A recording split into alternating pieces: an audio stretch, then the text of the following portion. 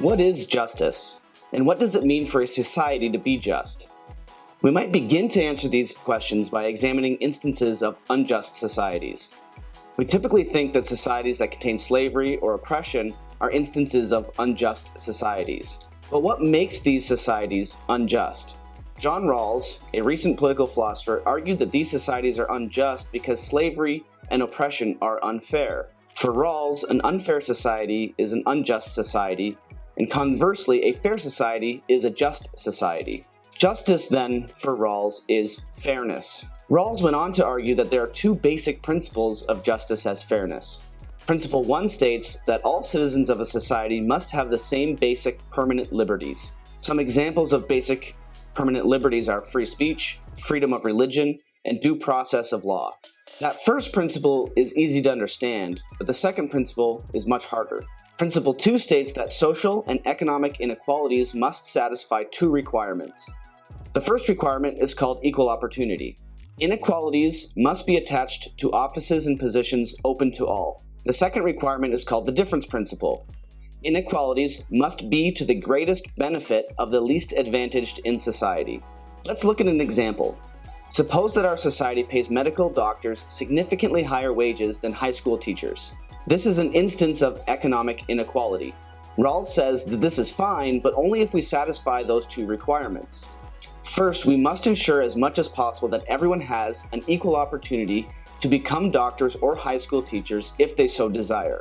To guarantee this, a just society will ensure excellent public education to all its citizens, since inferior education would mean inferior opportunity. But it must also satisfy the second requirement, the difference principle.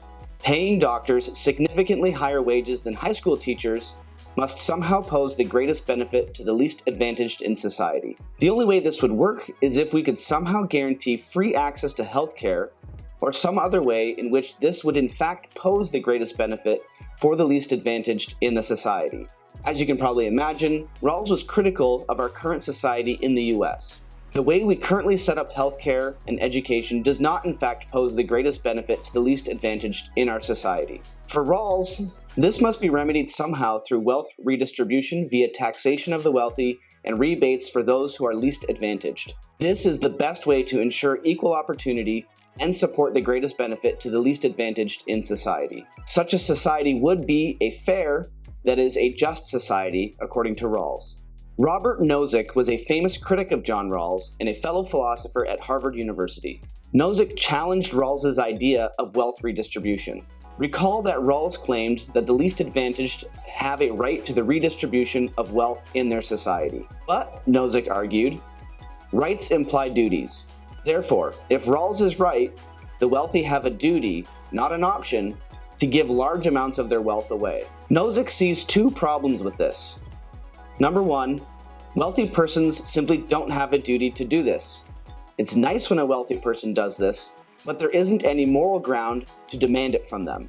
Number two, it treats those with wealth as a means to an end rather than an end in themselves.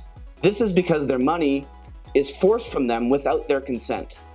According to Nozick, the only thing that matters for justice is whether or not a person's possessions were gained from just means, either gifted from someone else or produced by a mutual consensual contract, for example, earning a wage. In other words, justice for Nozick is entitlement, pure and simple. Any attempt to level the playing field will result in unethical or unjust demands on those who are wealthy or otherwise gifted, either physically, intellectually, or otherwise. A critic of Nozick might point out that according to his theory of entitlement, the rich will get richer while the poor will remain poor. In other words, we will have wealth inequalities that will perpetuate oppressive social economic differences. For example, imagine two persons, Bob and Sam. Bob has an extremely wealthy grandmother who gives him $1 million when he turns 18. Sam, on the other hand, does not have any wealthy parents or grandparents and begins with nothing at age 18. Bob is able to pay for a better education, make better social connections, and still has some money left over, let's say $300,000, to put in the stock market. By retirement age, Bob will have amassed an incredible amount of wealth due to his high-status job, social connections, and well-invested money. In the end, he will retire even more wealthy than his wealthy grandmother. Sam, on the other hand, will have had to work extremely hard for his money and will be considerably less wealthy than Bob and maybe about as wealthy as his parents when he retires. Bob will be able to guarantee that his children and grandchildren have excellent opportunities, while Sam will not be able to provide the same opportunities. Bob and Sam are playing the same game, but it seems that Bob has an unfair advantage. After all, it's not because Bob did anything that he inherited the $1 million.